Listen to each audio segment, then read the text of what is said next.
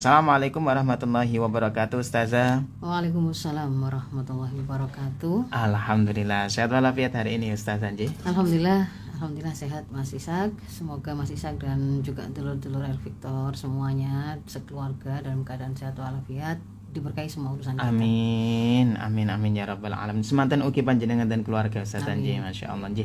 Baik, pada pagi hari ini, Ustazah, kira-kira ini kan juga menarik juga ya apa yang tadi disampaikan oleh panjenengan mengenai mencegah terutama anak-anak kita, melindungi anak-anak kita dari predator seksual terutama berada di sosial media, karena memang sosial media ini sangat erat dan dekat sekali kepada anak-anak kita ini ya. Nah, ya. Jadi kalau saya juga ingin menyampaikan Mas Ishak ya bahwa kan ada banyak beberapa permintaan konsultasi atau pesan-pesan yang masuk ya ke WA saya ataupun melalui jalur sosmed yang lain yang banyak mengkonsulkan atau menanyakan hal yang hari ini akan kita bahas ini terkait dengan bagaimana anak-anak mereka yang mereka ketahui selama ini tuh anak-anak yang pintar, anak-anak yang baik gitu, tidak macam-macam ya, biasanya juga sangat nurut gitu, bahkan mungkin ada yang disebutkan itu banyak yang berprestasi di sekolahnya, baik itu SD ataupun sampai yang di SMA berprestasi di sekolahnya, tapi kemudian kok ternyata ada yang tanpa sengaja orang tua itu kemudian ketika melihat HP anaknya itu kemudian mereka menemukan ada ada konten-konten porno ya, ada chat-chat porno ya yang kemudian dilakukan oleh anak mereka dengan orang lain, orang asing. Yang chatnya itu bukan semata-mata chatting sifatnya teks gitu ya. Yang mereka kemudian kaget itu adalah ada di antara anak-anak mereka itu yang kemudian ternyata mengirimkan video mereka telanjang anak-anak mereka sendiri ya. Jadi ada yang mengirimkan foto atau bahkan ada yang kok diketahui kok lama sekali di kamar mandi gitu. Itu ternyata sambil live. Jadi ada yang sampai dengan live mengirimkan sampai seperti itu. Iya, jadi nggak sekedar rekaman begitu ya. Nah, jadi itu sesuatu yang hari ini kemudian membuat orang tua itu mungkin kelabakan dan juga ada ketakutan dan kebingungan memang. Kebingungannya itu terus saya harus bagaimana, kan ini anak saya kan anak yang baik gitu ya. Mulanya itu dia tuh yang mereka ketahui anak yang baik. Ada yang kebingungan tuh karena bagaimana membahasakan, bagaimana menyampaikan karena bisa jadi ada satu hal karena ketidaktahuan ya, ketidakfahaman orang tua tidak mengilmui hal ini, ataupun kemudian ada yang karena itu juga merembet kemana-mana Mas Ishak, ternyata juga mengantarkan kepada ancaman-ancaman yang sifatnya pemerasan. Masya Allah. Dan sampai ke arah pemerasan begitu. Nanti kita mungkin akan bahas ya. Jadi sekaligus ya apa yang kemudian kita bahas hari ini ya, kita akan membahas tentang bagaimana melindungi Ananda dari predator seksual anak. Jadi memang spesifik ke arah predator seksual anak ya. Bagaimana orang-orang yang memang menyasar anak-anak lalu mereka mereka targetkan anak-anak itu untuk menjadi korban, apakah itu kejahatan seksual, pemerasan dan seterusnya terkait dengan aktivitas seksual itu tadi.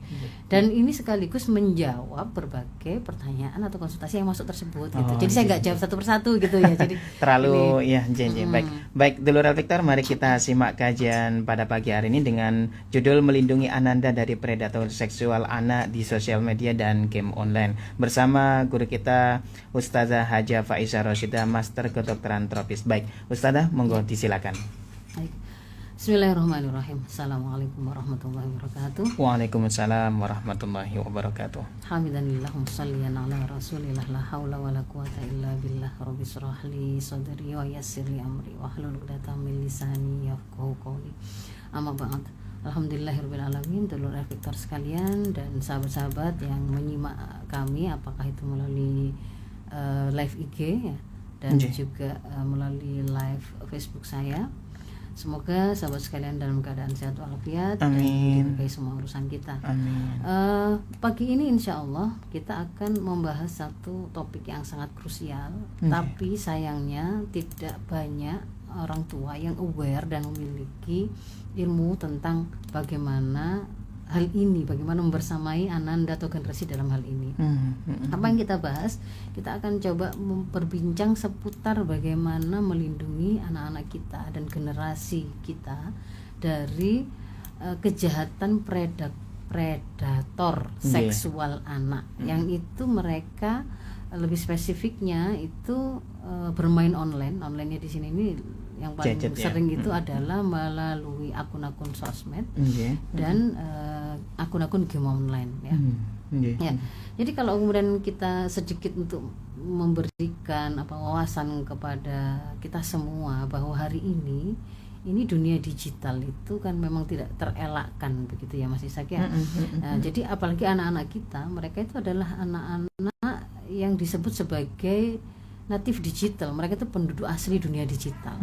Sejak lahir itu mereka itu sudah langsung hidup itu di dua alam, dua alam ya. Bukan alam darat dan air gitu ya, tapi alamnya itu alam dunia nyata dan dunia maya. Jadi mereka sudah langsung kenal itu. Dan itu bagi mereka itu posisinya itu sama pentingnya begitu, dunia nyata dan dunia maya. Sementara kalau kemudian kita bicara tentang dunia maya, berarti itu berbicara tentang ada internet, ada jaringan online ya, dan ada gadget yang dipakai. Nah, jadi sebenarnya itu tidak akan dilepaskan dari dua hal itu gitu Mas Ishak ya. Ada internet, ada gadget. Dan mereka berkomunikasinya melalui akun-akun kan gitu kan ya, akun. Jadi supaya kemudian kalau kita kenalan langsung di dunia nyata itu kan ketemu orang dan orang langsung lihat siapa nama kan gitu. Kalau zaman dulu alamatmu di mana gitu kan ya, mungkin baru setelah itu karena sudah mulai ada HP mungkin atau nomor telepon rumah mungkin tukar menukar telepon rumah gitu. Tapi kalau kemudian anak-anak hari ini begitu berkenalan ketemu gitu ya di dunia nyata ataupun kemudian di dunia maya, langsung yang kemudian mereka tanyakan itu adalah akun akun IG Anda, akun IG-mu, akun TikTok-mu, akun Facebook-mu, akun Twitter-mu, jadi memang akun X-mu gitu ya. Jadi itu akun itu adalah merepresentasikan dirinya ya. Apa yang kemudian mau dia tampilkan di akun-akun tersebut itu adalah etalase dari dirinya, pribadinya. Etalase dari dirinya itu profil apa yang mau hendak dia tampilkan, maka dia akan isi etalase tadi itu seperti apa. Kalau dia ingin mencitrakan gitu kan ya, mencitrakan dia itu orang yang cantik, mungkin dia akan posting foto-foto yang cantik-cantik ya. Meskipun itu hasil edit gitu ya, hasil pemakaian filter dan seterusnya. Kalau dia tuh pengen dikenali, ini anak yang kayaknya tajir, keluarga orang kaya, sultan. Mungkin dia akan posting di situ tuh aneka ragam kegiatan yang menunjukkan bahwa dia seperti itu gitu ya, posting barang branded traveling kemana dan seterusnya. Jadi ada yang harus disadari bahwa bahwa dunia digital hari ini tak terelakkan. Dunia maya dan dunia nyata itu memang hari ini dua-duanya itu eksis dan saling berkelindan, satu sama lain itu berpengaruh. Gitu ya. Orang tuh tidak bisa menafikan bahwa kan dunia maya itu kan dimatikan saja gadgetnya kan sudah selesai gitu ya. Faktanya itu tetap berjalan. Faktanya bagi anak-anak kita itu sesuatu yang tidak bisa dihapuskan gitu ya. Mereka hidup di dua alam itu tadi.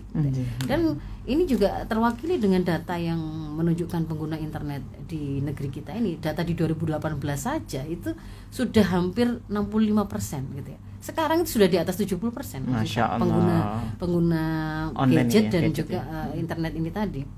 Jadi memang kemudian ini menjadi segmen yang dibilang pasar gitu ya, boleh ya.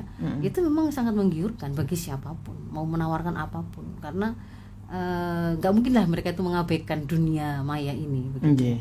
Nah, cuman kan kemudian kalau kita kemudian tidak paham di dunia maya itu kan orang kan tidak bedanya dengan dunia nyata gitu ya. Orang itu bisa memalsukan identitas yang mereka punya. Nah, ini yang harus kemudian difahami. Orang bisa memalsukan identitas yang dia punya. Fotonya belum tentu itu adalah real, gambar orangnya sebenarnya. Orang yang dibalik akun itu tadi. Ketika kemudian bisa jadi seseorang itu di dunia maya memasang profil sebagai seorang jenderal, seorang ini berpangkat gitu ya. Korbannya ini nggak hanya anak-anak loh ya. Ada juga perempuan-perempuan dewasa gitu yang kemudian juga akhirnya ternyata juga menjadi korban Ya dari predator Allah. seksual ini, misalkan karena tertipu dengan gambarnya adalah seorang laki-laki mapan yang kemudian kelihatannya ini ada yang pengusaha, ada yang kemudian jenderal, ada yang kemudian pokoknya begitu ya. Iya. Yang ketika kemudian dia stalking, lihat bagaimana isi etalase dari akunnya tadi, kayaknya orang ini baik ya. Karena di situ ada kebersamaan dengan seorang anaknya yang kecil. Iya. Dan ternyata kemudian di DM kah atau di personal message kan dikirimi pesan bahwa dia itu mengaku seorang duda sekian Masya lama Allah. lagi nyari dan menurut dia tertarik dengan si perempuan ini tadi. Itu orang dewasa pun bisa kena gitu loh. Bisa kena gitu ya. Jadi akun-akun yang ada di dunia maya itu bisa dipalsukan. Mereka bisa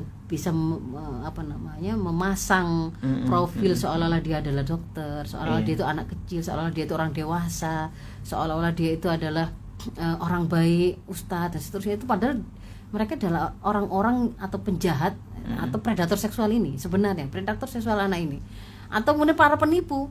Nah, biasanya kalau kemudian yang nanti kita tunjukkan lah ya, yang termasuk yang kemudian menyasar para perempuan-perempuan dewasa sampai kemudian akhirnya melakukan pemerasan, itu juga ada jaringannya gitu, nanti ada jaringannya.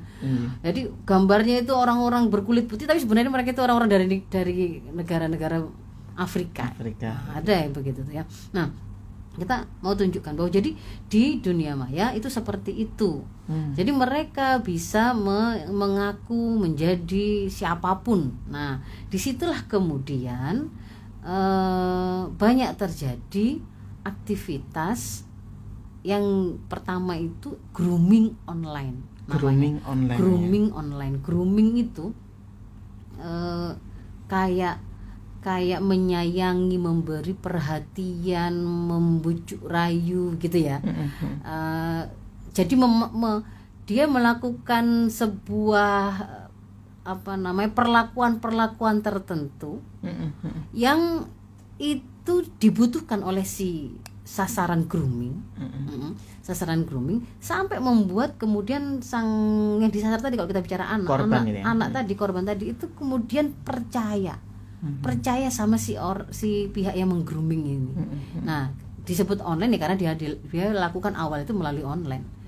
Jadi siapa misalkan anak-anak yang rentan untuk mengalami grooming online ini, mereka anak-anak yang dia biasanya adalah dari keluarga-keluarga yang tidak hangat, yang mungkin broken home, gitu tidak ya. mendapatkan perhatian. Dia biasa kesepian, ya, haus kasih sayang, rasa cinta, begitu, kehangatan. Dan dia kemudian memasang di akun profil sosmednya kah atau game online-nya itu gambar-gambar gitu ya. Mungkin foto profilnya itu adalah kelihatan dia itu anak yang culun.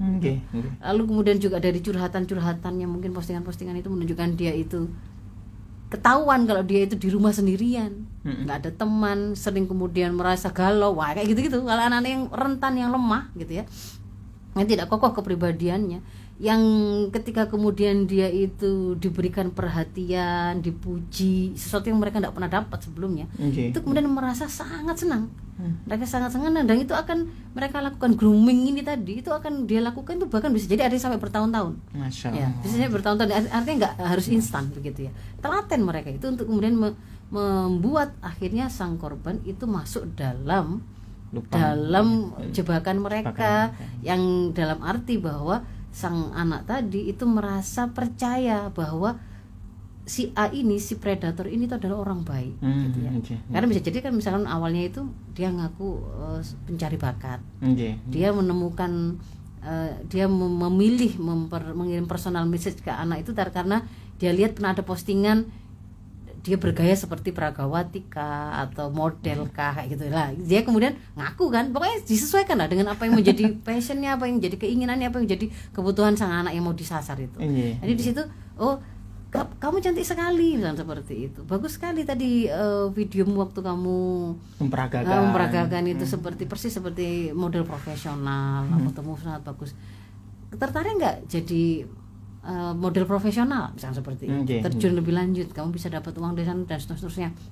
Ada banyak teman, kebetulan saya adalah seorang talent misalkan seorang pencari talent gitu misalkan, atau saya adalah kalau dia gitu atau dia ngaku misalkan dokter, di situ pernah ada anak itu menyampaikan keluhan begini-begini kok salah dan rasa sakit, orang tua nggak ada yang memperhatikan, nggak ada di rumah sendirian saja, rasanya pengen mati saja atau misalnya begitulah ya, kalimat-kalimat itu mengungkap apa yang ada dari si anak ini gitu, ke publik, dan mereka ini memang keliling gitu untuk nyari. Ya biasanya sortirnya atau filternya itu adalah nama-nama akun yang memang aneh-aneh, yang memang itu membuat mereka datang. Misalkan bunga galau sepanjang hari, kan begitu ya. Kan ada kita kan kadang-kadang panjang gitu ya.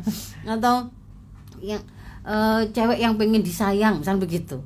Atau cewek kesepian atau begitu, pokoknya yang mulai dari fotonya kah, ya, ataukah kemudian nama akunnya kah, ya itu bisa menjadi filter awal. Oh ini anak kurang perhatian gitu ya, kurang perhatian, ini anak ya begitu. Kemudian akan di stalking kan, nah, di situ kan akan ketemu di koleksi, mereka kumpulkan data-data pendukungnya. Oh nanti masuknya berarti lewat sini. Nah, jadi di situ mereka melakukan awal itu grooming online sampai kemudian percaya. Nah termasuk juga itu nggak hanya di akun sosmed. Hari ini itu mereka lakukan itu juga melalui akun game online. Nah, pada waktu mereka main game online itu kan langsung terkoneksi itu kan ya, live kan, secara online, secara global kan. Mereka bisa jadi mengaku sebagai anak-anak. Jadi awalnya kayak temen, kita mabar gitu ya. Sepantaran ngakunya. Tapi nanti itu lama-lama kemudian dia akan menunjukkan itu tadi caranya untuk sampai pada grooming online tahapan pertama tadi. Ketika sudah terjadi sebuah kepercayaan di situ, bahkan kayaknya sang anak ini ya justru ketagihan untuk disapa, diberi pujian, diberi perhatian gitu ya. Mulailah kemudian akan sampai si penggrooming tadi, si predator itu untuk melancarkan aksi yang tahapan berikutnya. Tahapan berikutnya adalah apa? Mulailah dia, karena sudah dipercayakan, mulailah dia di situ kemudian menyampaikan sesuatu, apakah permintaan ataukah itu persuasi atau bujukan, ya, rayuan yang mengarah kepada sexting. Sexting itu apa? Sexting itu gabungan berasal dari dua kata ya, sexual texting gitu loh. Pesan-pesan yang berbau seksual. Ya, pesan-pesan di sini nggak hanya yang sifatnya itu adalah tulisan atau teks gitu ya, atau voice note gitu juga enggak, tapi juga termasuk saling bertukar pesan kiriman, baik itu video, foto yang itu mengandung muatan-muatan seksual. Gitu. Nah, jadi di situ misalkan bisa jadi ya mulanya itu dia ngirimkan si predator tadi ngirimkan video aktivitas video porno lah, video porno yang itu mungkin anak ini polos nggak pernah lihat lah. Tapi kemudian nanti dengan alasan setelah dia pastikan kira-kira pasti sudah dibuka ini, gitu. Kemudian dengan alasan salah kirim tadi, maaf ya, misalnya begitu ya, misalkan ini. Tapi di situ kan tadi sudah ada sebuah proses memapar anak dengan sebuah konten yang itu, kalau pornografi itu pada mulanya, pada waktu pertama kali anak itu melihat memang apa sih ini, kalau dia tuh merasa itu gila nih, menjijikkan, pokoknya dia merasa tidak nyaman gitu. Tapi di situ mulai ada sebuah ketertarikan. Ketika kemudian dibombardir lagi, yang tadinya itu merasa nggak nyaman, sekarang mulai kepo gitu kan, curiosity-nya keluar. Apa sih ini sebenarnya tadi itu apa sih? Kan didetilkan. Kemudian dia mulai mendetil itu tadi, dan lama-lama terbiasa. Karena manusia itu juga nggak hanya akal, gitu ya, tapi dia juga di sana ada naluri, juga di sana salah satunya ada naluri seksual. Naluri seksual itu bisa bangkit karena hal-hal yang sifatnya dari luar, dalam arti seperti bisa pertemuan langsung, bisa juga info-info yang dilewatkan melalui gadget dan seterusnya, itu termasuk kayak konten porno tadi. Itu kan bisa membangkitkan naluri seksual dia, dan juga bisa sampai mengantarkan pada dirilisnya atau dikeluarkannya hormon-hormon yang membuat dia merasa senang, kan gitu kan ya. Nah, ketika kemudian dia merasa senang lalu terus diulang, itu akan membuat sebuah proses membuat dia menjadi kecanduan, karena dia ingin merasakan kenikmatan yang kembali begitu. Nah, ketika sudah sampai seperti itu gitu, wah anak ini mulai kecanduan dengan pornografi. Mereka tahu itu. itu kemudian bisa dijadikan sebagai sesuatu yang oleh si predator itu dijadikan sebagai reward untuk misalkan kalau kamu nanti misalkan menang main game ini misalkan begitu, kamu tak kasih kiriman video yang lebih ini bagus, lagi gitu atau lebih pokoknya yang tadi itu kan sudah kecanduan gitu. Atau kemudian kalau dia tadi itu dapatnya dari game online gitu ya, ketika proses grooming online yang dia lakukan tadi itu dia dapati anak ini sangat senang dengan akun game online-nya gitu ya. Dan dia sangat ingin berharap memenangkan sehingga dia butuh banyak hadiah-hadiah, apakah berupa diamond ataukah begitu lah ya, pokoknya yang karakter karakter atau apa yang dia gunakan untuk memenangkan game itu. Dia juga akan tahu itu, dia akan nanti dijanjikan seperti itu, dijanjikan nanti kamu tak kasih gift ini, tukar tak kasih konten, jadi seperti itu. Atau ketika kemudian sudah terjadi kepercayaan sampai kemudian menjadi bocor lah gitu ya, dia akhirnya bisa mengetahui akun si gamenya anak tadi, dia bisa bikin sebuah ancaman, gamemu bisa tak hapuskan, gitu kan ya. Hati-hati. Jadi ada unsur pertama itu grooming online, masuk kemudian ke sexting tadi, berkirim pesan yang bersifat seksual, dan di situ sudah ada unsur untuk membuat kecanduan gitu ya. Dan nanti tahapan ketiganya itu adalah sextortion. Ketika sudah akhirnya berhasil membuat misalkan sang anak tadi kemudian diminta, kan sudah kadung percayanya gitu ya. Coba kirimkan video atau foto mula, pertama fotonya di sinilah, pertama foto biasa. Lama-lama nanti fotonya menjurus, kalau misalkan bajunya dibuka di sini, kalau misalkan posisinya begini, angkat kakimu, akan sampai seperti itu nanti. Sampai lama-lama kemudian minta video, direkam videonya sehingga tidak berbaju. Dan seperti yang tadi saya sampaikan, ada banyak orang tua yang kemudian menceritakan begitu, malah ada yang kemudian sambil mandi gitu ya, ternyata itu video call dan mau gitu anaknya, padahal anaknya di luar itu baik, dia berkerudung gitu misalkan begitu ya, tidak mengira. Ada yang mulanya tuh anak itu SMA itu sangat berprestasi gitu ya, tapi ketika kemudian dia kena game online dan kemudian akhirnya menjadi korban grooming, termasuk sexting, lalu sextortion ya. Sextortion itu yang ketiga itu berarti dia mulai dijadikan objek sapi perahan, pemerasan, karena dia kan sudah dipegang ini si anunya tadi, kuncinya tadi, apakah itu video pornonya, nanti kalau kamu tidak mau kirim lagi tak sebar, atau kemudian kalau kamu nggak mau foto gitu kan ya, kalau kamu nggak mau foto, kamu nggak mau kirim video, nanti akunmu tak tutup, akun gamemu tak hapus nanti, kamu tak bikin nggak bisa main lagi gitu ya. Apa yang sekiranya membuat anak itu ketakutan sampai masuk dalam perangkapnya, nah, itu yang kemudian terjadi. Jadi di situ masuklah mereka kepada tahapan yang ketiga, itu adalah sextortion, pemerasan kepada anak dengan disertai ancaman. Ini sebenarnya saya sampaikan ini bisa di dunia maya, bisa di dunia nyata. Dua-duanya bisa ya. Nah, termasuk nanti itu ketika mereka sudah berhasil tadi yang fase pertama tadi, grooming online, itu juga ada banyak yang kemudian mulai bertukar WA kan. Jadi keluar dari akun sosmednya tadi, game online tadi, kemudian mulai WA, di situ ada yang kemudian video call, ada yang kemudian janjian di dunia nyata. Janjian di dunia nyata, seperti kasus yang beberapa waktu yang lalu sangat banyak, sekarang juga banyak sih, bahkan anak pejabat di Papua yang kemarin itu loh ya, yang baru ditemukan meninggal di kos-kosan cowoknya, padahal cowok itu baru dikenal 2 minggu yang lalu melalui sosmed medianya. Itu bisa seperti itu, karena ketika dia merasa di rumahnya tidak ada yang peduli, ini ada orang baik sangat sayang sama saya, dia bahkan menjanjikan akan menyekolahkan saya, akan menikahi saya, macam-macam di situ, ada yang menguliahkan saya. Nah, itu apa yang kemudian menjadi kelemahan mereka sudah dapatkan, mereka percaya, sampai diajak, disuruh minggat dari rumah pun berangkat. Mereka berangkat. Pada saat yang sama sebenarnya hari ini juga kejahatan cyberseksual ini juga jaringannya itu juga menimpa para orang tuanya. Contohnya ya, yang kemarin misalkan ibu-ibu yang melecehkan anaknya sendiri dan menyutingnya. Itu ya. Jadi dia membuat video porno, bermain dengan anaknya, atau anaknya disuruh membuat video porno dengan anak tetangga atau anak orang lain atau dengan orang lain, tapi dia syuting gitu. Sendiri, dia syuting karena nanti dia akan setorkan. Nah ini bisa jadi si ibunya ini jadi korban.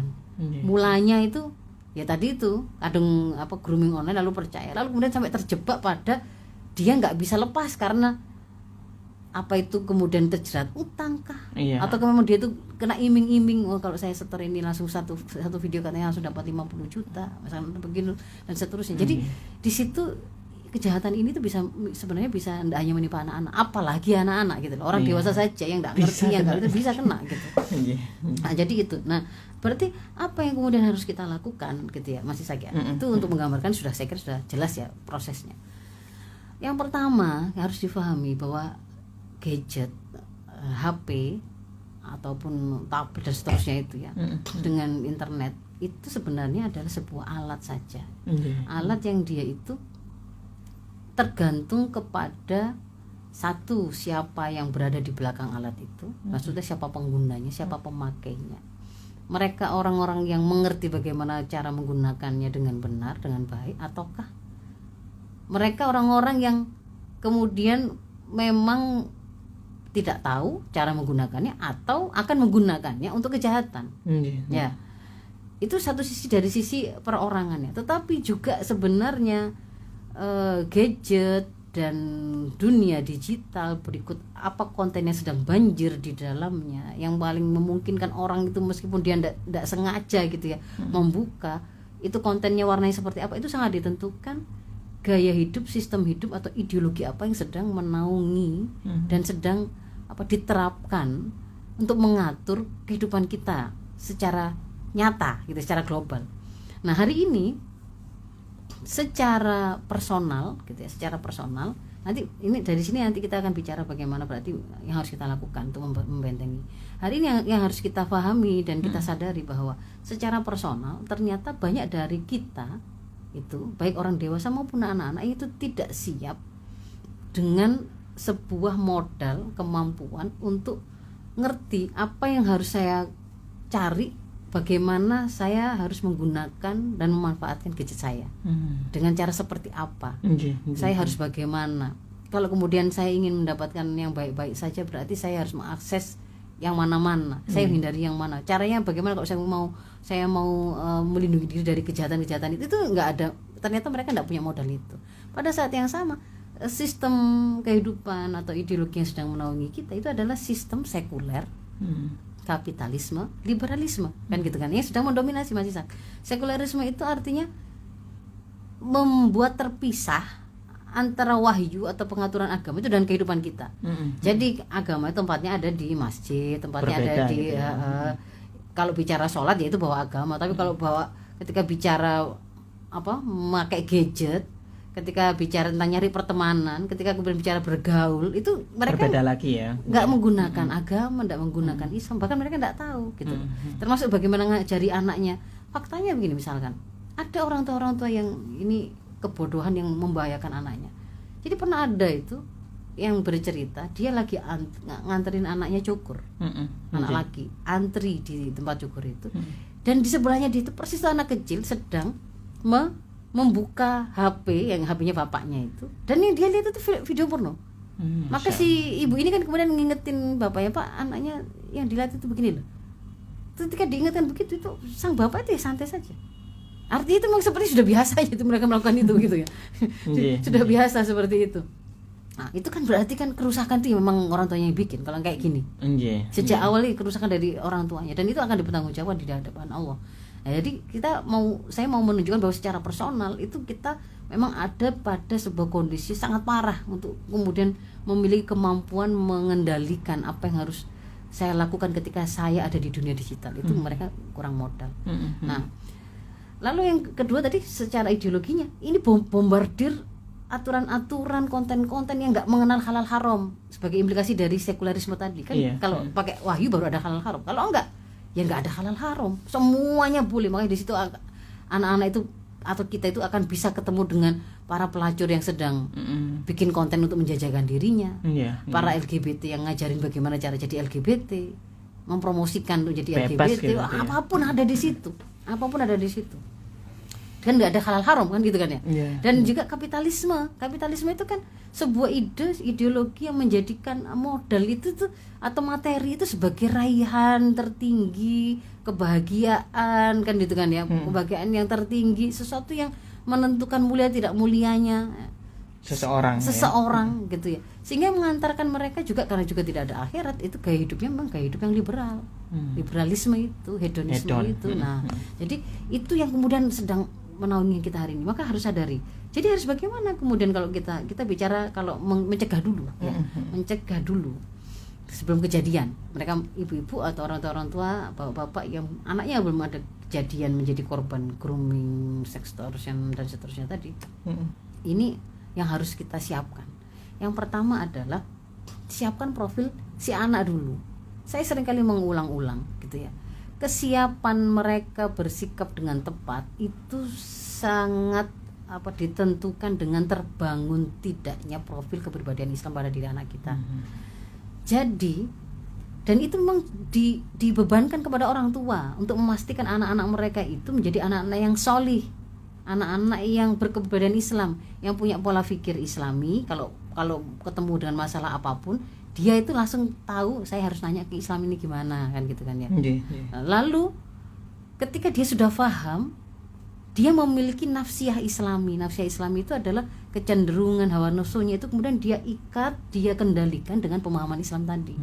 Kalau terbentuk akliyah Islami dan nafsiyah Islami pada diri seseorang, maka dia berkepribadian Islam. Itu yang akan menjadi kontrol dia. Karena rasa takut dia, terkoneksinya dia dengan Allah dalam akidahnya, meyakini bahwa Allah maha melihat dia, maha menghisap apa yang dia lakukan. Maka dia mau sendiri di kamarnya, tidak dengan orang tua, mau mojok hanya dengan gadgetnya. Ketika kemudian dia paham bahwa saya kan hamba Allah, hidup adalah untuk mengabdi kepada Allah dan menggunakan aturan Allah untuk mengatur hidup saya semuanya, termasuk ketika apa yang boleh saya lihat, apa yang nggak boleh saya lihat dan seterusnya. Dia akan tetap punya kesadaran itu gitu loh. Nggak boleh lihatin aurat, nggak boleh lihat hal yang haram begini. Apalagi kemudian ini bisa mengantarkan saya kepada kerusakan-kerusakan berikutnya. Meskipun tidak di depan orang tuanya, dia akan punya kontrol itu. Selama dia terbangun tadi akidah yang kokoh, membuat dia sadar bahwa dia harus terikat kepada syariah Allah. Lalu kemudian kan kita bantu untuk mengilmui kan apa syariah-syariah tadi itu. Kan selalu saya katakan, anak itu akan semakin kuat kalau akidahnya itu kita kuatkan. Lalu kesadaran bahwa akidah itu seharusnya kemudian terimplementasikan atau terwujud dalam dia mengambil syariat Allah untuk menuntun dia sebagai guidance, dan itu mengharuskan dia semakin banyak pemahaman yang dia punya tentang syariat tadi, akan semakin kuat dia, semakin bagus dia, nggak akan semakin mudah dibohongi. Misalkan kamu nanti tak kasih diamond, tapi coba sepil dong seberapa besar inimu, misalkan auratnya itu disuruh moto.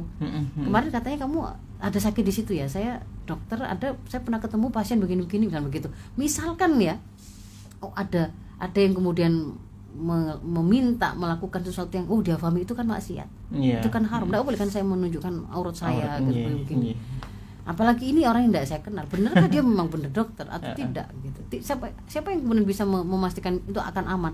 Ketika kemudian dia itu memiliki kesadaran itu nggak boleh, maka dia akan ngerem kan gitu kan ya. Termasuk juga ketika ayo ketemuan yuk, misalnya kalau dunia nyata diajak ketemu, lalu kemudian kemana, dijemput di tempatnya sepi, hanya 2 orang, dia paham, dia pernah dikasih modal bergaul dalam Islam itu tidak boleh yang namanya mojok, tidak boleh yang namanya kholwat, masuk ke mobil pribadi hanya 2 orang saja, atau kemudian masuk ke hotel atau ke rumah atau ke kos-kosan, itu nggak boleh, itu haram gitu ya. Jadi sebelum itu dia sudah punya kewaspadaan. Nggak mungkin dia tuh mau berangkat minggat dari rumah untuk pindah ke kos-kosan itu tadi, karena ada filter syariah yang sudah dia pahami.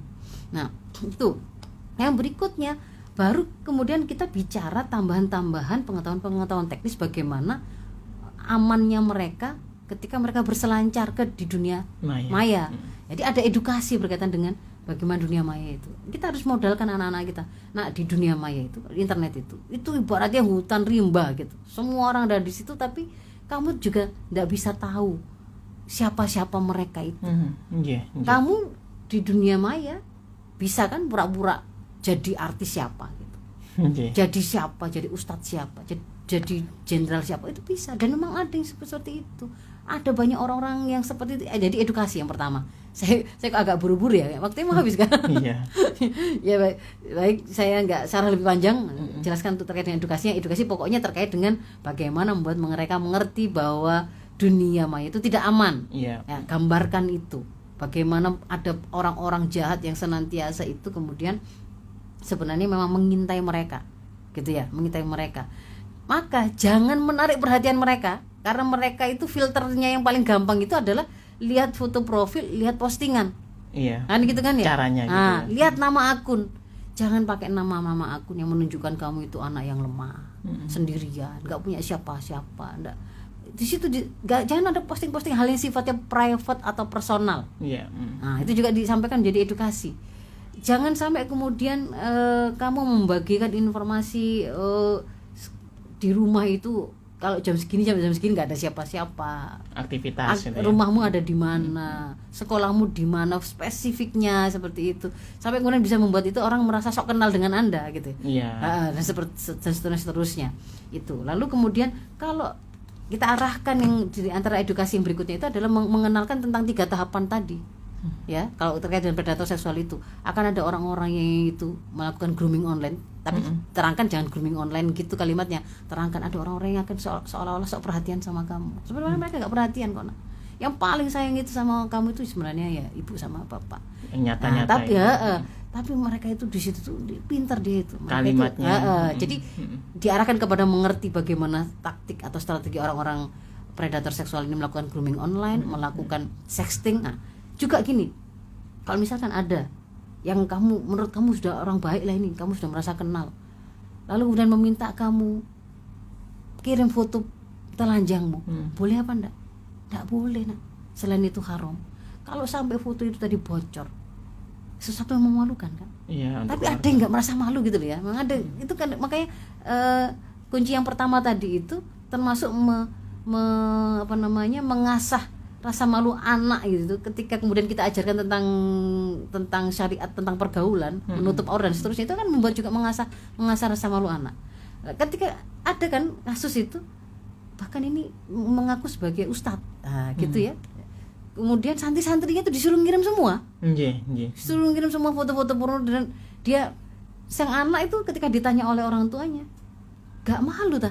Semua teman-temanku juga gitu kok, disuruh gitu, disuruh ngirim semua. Nah, itu berarti ada yang salah, ada yang lepas dari kita sebagai orang tua, sampai kok anak itu kok nggak merasa malu. Ini prosesnya adalah sifatnya itu sesuatu tumbuh kembang sejak kecil.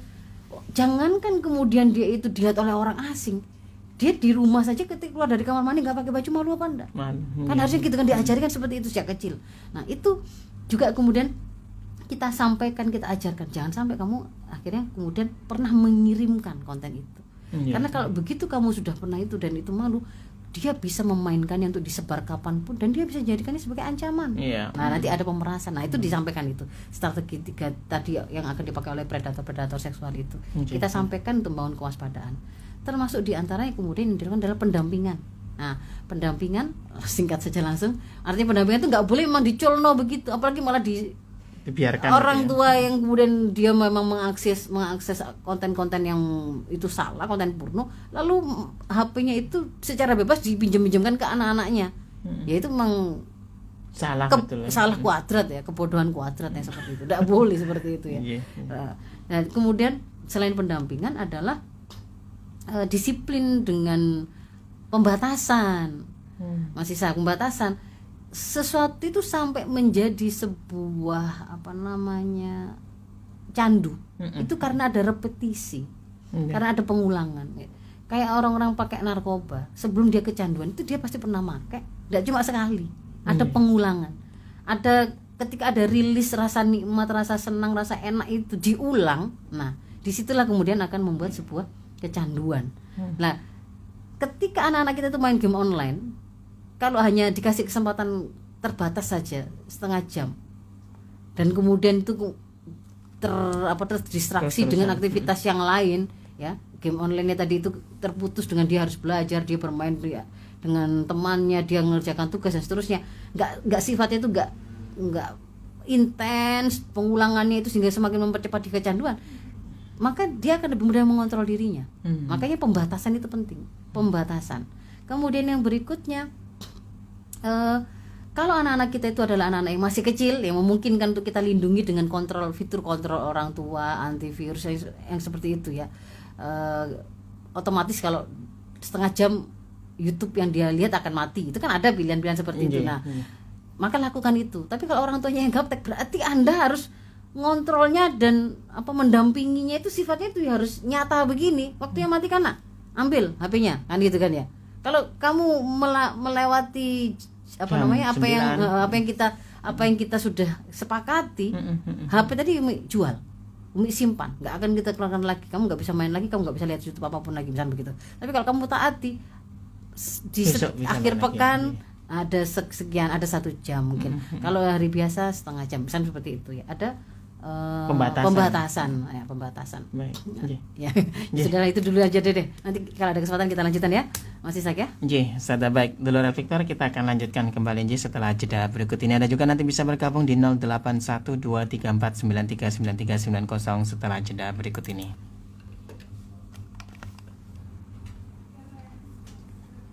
Ya, baik terus Ustazah, kita lanjutkan kembali Ustazah. Monggo, disilakan. Ya. Saya tambahin 2 sajalah ya. Ya, yang berikutnya adalah kalau anak-anak kita itu belum ada pada kesiapan, ya, belum memiliki ilmu, umurnya belum cukup, ya, tadi belum mukallaf ya, belum 14 tahun, jangan diberikan dulu gadget itu sebagai hak milik dia, itu tidak boleh, gitu ya.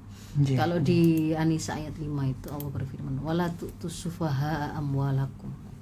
Janganlah kalian itu memberikan kepada orang-orang yang masih sufaha, nggak ngerti, orang yang bodoh, orang yang belum punya ilmu itu, harta kalian, karena itu bahaya. Mereka yang masih kalau di fikih itu dikatakan ghairu mukallaf, ya, rufi al-qalam, itu belum dicatat, diminta pertanggungjawaban, itu kan diantaranya adalah anak-anak hingga mereka dewasa atau balik kan.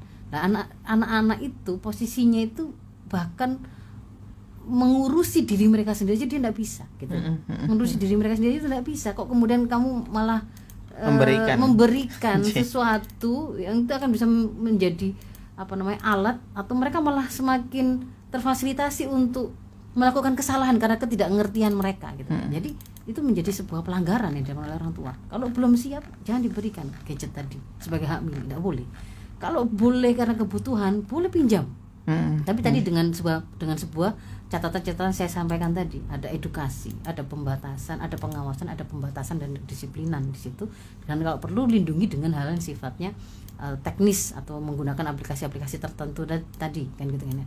Nah, yang terakhir yang ini menurut saya sangat penting. Tadi kan saya sampaikan, biasanya yang jadi korban-korban grooming ini anak-anak yang bagaimana? Anak-anak yang dia itu tidak memiliki kekokohan profil, dia tidak hangat, kebutuhan-kebutuhan goriza atau nalurinya itu tidak terpenuhi, kan begitu kan ya. Rasa kasih sayang yang dia butuhkan, cinta, perhatian itu tidak didapatkan. Maka itu penuhi supaya kemudian seiring dengan kita menginstal pemahaman itu akhirnya membentuk anak-anak kita itu menjadi anak-anak yang kokoh. Karena kalau kemudian mereka itu nggak dekat dengan kita, rumah kita itu nggak hangat, nggak membuka sebuah suasana terbuka, mereka bisa bercerita kesulitan mereka apa saja, ada ancaman yang pernah mereka dapat itu apa saja, itu akan membuat persoalan yang seperti ini itu akhirnya terjadi dan semakin rumit. Jadi mereka kan takut, mereka nggak berani bicara, mereka dapat ancaman melalui game, katanya kalau dia nggak nuruti mengirim foto porno atau video porno, orang tuanya nanti akan dicelakakan di jalan. Saya sudah tahu orang tuamu namanya siapa, nomor mobil, plat nomor mobilnya gimana, biasa lewat jalan mana, kalau mau ke kantor bisa saya ancam seperti ini. Dia tidak pernah cerita, padahal kan dia masih belum memiliki pemahaman yang komplit, yang lengkap, yang sempurna. Dia ancam dengan begitu itu, dia tidak bisa berpikir secara kompleks kan, belum. Yang punya kan orang tua, tapi karena dia itu tidak dekat dengan orang tuanya, maksudnya dengan niat yang baik mau melindungi orang tuanya, dia simpan, maka kemudian jatuhlah dia menjadi orang yang akhirnya terjebak dalam predator seksual anak ini. Nah itu kalau yang belum ya, modalnya seperti, kalau sudah kadung terjadi seperti yang banyak yang konsultasi itu, gimana, apa yang harus saya lakukan, saya bingung. Yang pertama gitu ya, taubatan nasuha. Bagaimanapun itu ada kesalahan dari anak misalkan, kalau dia masih anak-anak itu belum diminta pertanggungjawabannya. Yang diminta pertanggungjawaban itu orang-orang dewasa di sekitarnya. Berarti di situ pasti ada porsi kesalahan kita. Maka supaya jadi kebaikan, taubatan nasuha, taubati apa yang menjadi kesalahan kita, apa yang menjadi kelalaian kita, pengabaian yang kita lakukan, atau ada kelemahan yang mungkin kemarin itu sempat kita lakukan ya, itu taubatan nasuha. Berhenti seketika dari melakukan kesalahan yang sama, berazam tidak mengulangi lagi, menyesalinya, dan meminta maaf kepada anak kalau ada hak Adam yang di situ terabaikan. Jadi ketika kita pastikan untuk orang tua yang memiliki kedekatan dengan anak, masih hangat hubungannya, ngomong saja dengan anak. Kalau memang dekat kan dia bisa bicara apa saja, bicara saja apa adanya, diawali dengan saya meminta maaf, nak kemarin ibu dan bapak itu, aduh saya pengen ngasih tahu tapi waktunya habis ini ya. Gimana? Ya jadi sampaikan pertama itu adalah bahwa kita itu sangat sayang pada anak-anak kita, kita percaya pada anak-anak kita menginginkan kebaikan gitu ya. Dan kemudian kita meminta maaf kalau masih ada hal-hal yang menjadi kekurangan, insya Allah akan diperbaiki. Termasuk diantaranya adalah mungkin ada pengetahuan ilmu dan seterusnya bapak ibu itu belum ngerti, insya Allah ke depan akan diperbaiki. Terus yang kedua, langsung masuk saja ke dalam apa yang kemarin ibu menemukan, bapak menemukan di gadgetmu ada begini kontennya, gitu. Dudukkan saja, bicara pokoknya dengan tenang, komunikasi tidak yang baik, marah, kalimatnya itu yang jelas, sampaikan bahwa itu adalah sesuatu yang memang keliru, tetapi ibu tidak marah, bapak tidak marah, tapi kita harus mengambil sikap untuk kebaikan ke depan. Apa itu? Yang pertama, kamu harus tutup akun Telegram, kamu harus setuju bahwa kalau pinjam HP hanya untuk begini-begini. Ya edukasi yang tadi isinya tadi itu diajarkan, gitu kan ya. Dan itu adalah kesalahan. Kemudian, tapi foto saya sudah kadung terlanjur, saya diancam begini, tunjukkan apa, nggak masalah sudah, kalau sudah terlanjur ya sudah. Tapi kita jangan sampai masuk ke dalam lebih lanjut ke dalam skenario nya si predator tadi, dengan cara itu tadi memutus, keluar dari akun game onlinemu, keluar dari akun sosmedmu, ganti nomor. Kalau ada lain kali ke depan, kalau ada yang begini seperti yang saya terangkan di depan tadi, menghubungi, kalau kamu main game online gitu ya, seandainya kamu suatu saat dibolehkan lagi main game online, jangan pernah chat dengan orang asing. Kalau ada yang memujimu di sosmed, jangan kemudian kamu langsung merasa senang. Yang paling sayang, yang paling peduli sama kamu adalah ibu, bapak, dan seterusnya. Jadi bicara apa adanya, lalu sampaikan itu adalah kekeliruan, kita perbaiki ke depan, langkahnya seperti apa. Kalau dia kemudian kita baca ada gangguan mental yang sudah mulai terpengaruh gitu ya, berarti kita akan ikhtiar nyari ke ini ahlinya begitu ya. Mohon maaf kalau memang tidak bisa panjang lebar saya terangkan, semoga yang singkat ini tadi cukup bermanfaat untuk bisa memberi modal kepada kita semua para orang tua untuk menyelamatkan generasi dari predator seksual anak.